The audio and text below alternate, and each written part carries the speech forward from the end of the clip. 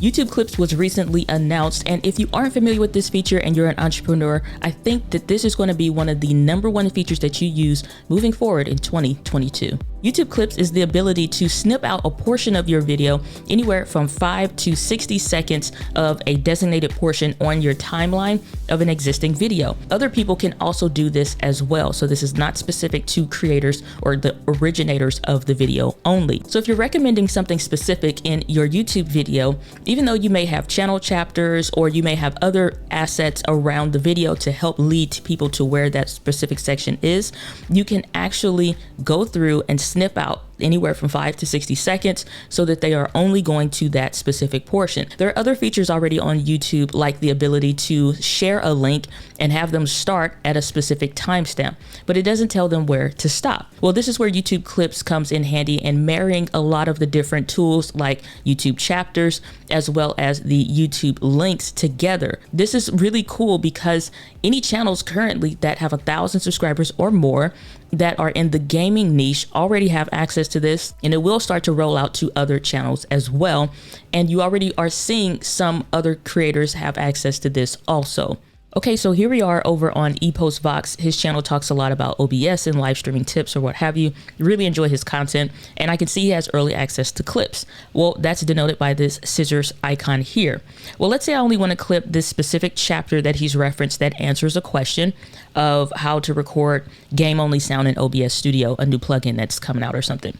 So let's say I want to go from about 2 minutes, 7 or 10 seconds up to 3 minutes, and I want to just pull that specific chapter. So what's happened is it'll automatically start playing. This honestly something I wish that they would pause and just pull up this window here, which you'll see everything else around here has kind of become muted and you can't see or interact with it actively. But what I can do is come up here and say start here for installation, for example. Let's say that's what I want to call this specific clip, and I can pick that specific section, whatever it is that I want to do. If I wanted to move that clip down to something else, then I can, so I could get a different section of the video. When I come over here and I pick the slider for what it was that I wanted, let's say it's from this 2.7 about 2.10, somewhere thereabout.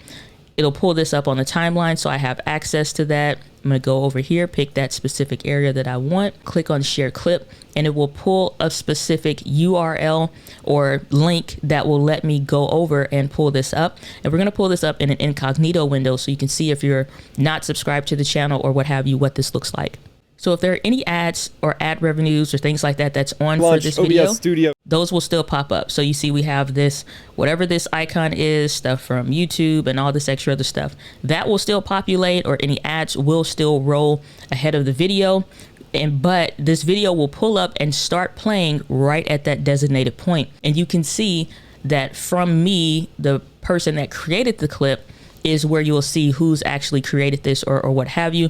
But there's no details currently at this time to go back to my channel. There's a little information card to explain what clips are, or you can go here to share that link or share that clip out again if you're the viewer.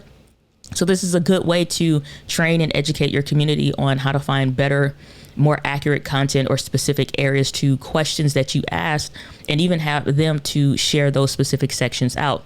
Now, once we get to the end of the clip, let's go ahead and play this down here and hit play on that. Weird APIs work. Let's talk about some of the games you might not be able to launch. OBS Studio, you'll see it kind of does like a hard cut and it starts to loop back over. One of the things that I hope becomes available with YouTube Clips is the ability to not just only have it to loop, but where on some of the other clips examples, and I think this may roll out, where it can say once you get to the end of it, do you want to continue watching? Up here, there is a button that says watch the full clip or share. That will allow you to keep watching. And when you click that watch full clip, then you'll see that full timeline becomes available. Any chapter titles that are relevant will still populate. Now back to me, the person that has created the clip, but I'm not the video owner. When you come over here to your menu over on YouTube and you click on your clips, then I will be able to specifically see things that I've referenced or things that I've clipped.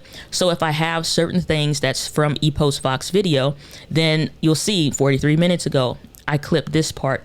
And then a couple minutes ago, I clipped the news section. So if there's a relevant area or space for this content that I'm constantly sharing, I have access to these resources again to keep sharing and sharing over and over again. So if you're an entrepreneur and you're getting ready to get started creating videos, clips is a great way to identify sections in your video that maybe you want to reference and share and link back to your website. And again, you can embed these into your website so that you can share those, which I think is a really neat feature, so that your blog posts make more sense with sharing out specific parts of your content. Now, if you want to segment out pieces of your live stream, but you're not sure on how to do that to turn these into dedicated videos, I have a video coming up on the screen that will walk you through exactly how to do that.